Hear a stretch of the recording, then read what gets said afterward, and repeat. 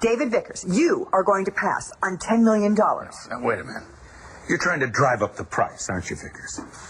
You never accept the first offer, do you, Clint? This is a first offer and last offer. $10 million. Not a penny more. What time is it getting to be? Addie's going to be home soon. What's today? Thursday. Thursday's the day that I greet her at the front door wearing nothing but... Monday, Tuesday, Wednesday. Cellophane. I'm not budging. And why? After saving someone's life, someone who, may I say, I have been irritated by since the very beginning, do I have to be wrestling with my conscience? But you do, don't you? How do you know that?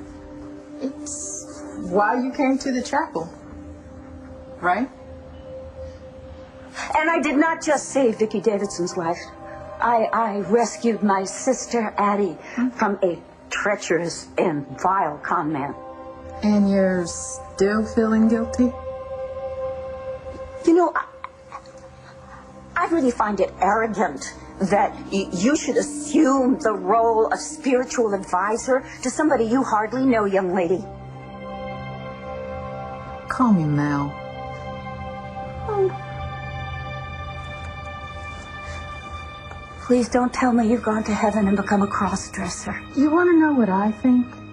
No! You don't need to talk to Mel or God or anyone. You know what's bothering you, and I think you know how to fix it. No, I don't. I'm going off duty now. It was nice talking to you. But you don't have to go. The shifts don't change for another 2 hours. Depends on the job. Good night, Dorian.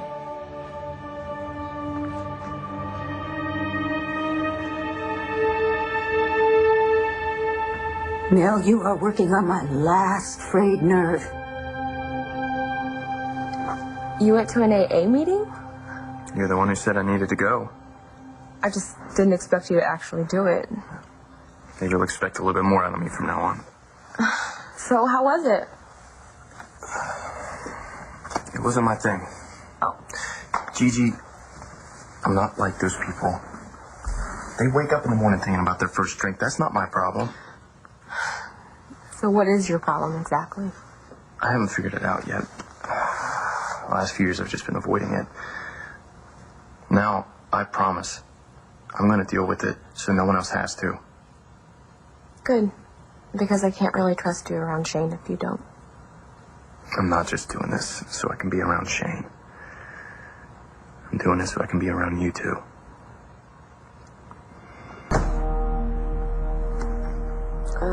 I don't know what to say. You can't be surprised. I'm crazy about Shane, but you had to know he's not the only reason I've been hanging around here. Brody, if I've given you the wrong idea... I'm not saying that. Gigi, from the time I said goodbye to you at that bus station and went away on my first tour, all I thought about was you. And getting back home to marry you and start a family, that's what kept me going. And then my mother told me that lie about you running off with another guy. What a bitch she was. In spades. I'll never forgive her for lying to me about you. I'll never forget the day she told me you were dead. Even though she knew it wasn't true. All I could think about was what you must have gone through. All the way on the other side of the world, what had to go through your mind.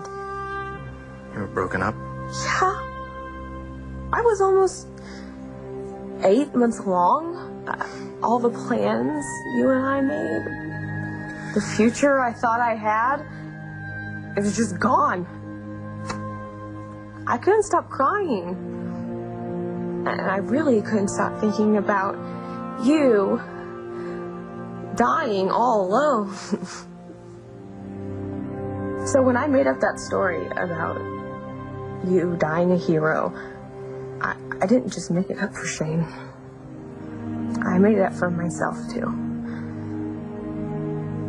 Surely you can see how sweet my life is right now. I mean, I'm married to a wonderful woman, and I'm living high on Dorian's hog. Well, how long do you think Dorian will put up with you being married to Addie? That's the best part. There's nothing she can do about it. Who are you kidding? She's Dorian Lord. She took over Buchanan Enterprises. If she wants you out of Addie's life, nothing is going to stop her. You know something?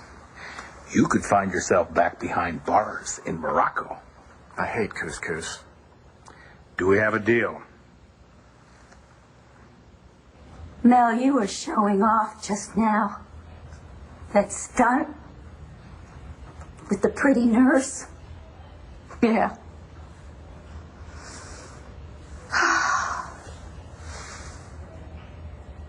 But you made your point.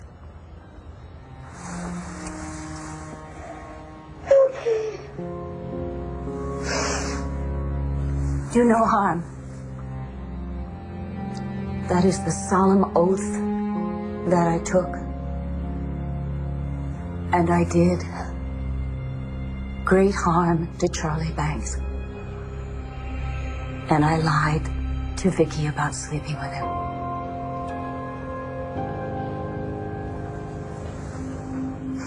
Okay?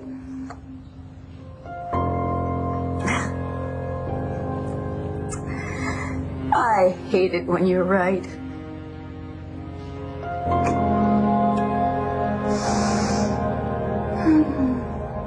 Why did you tell Shane I was his father instead of Rex?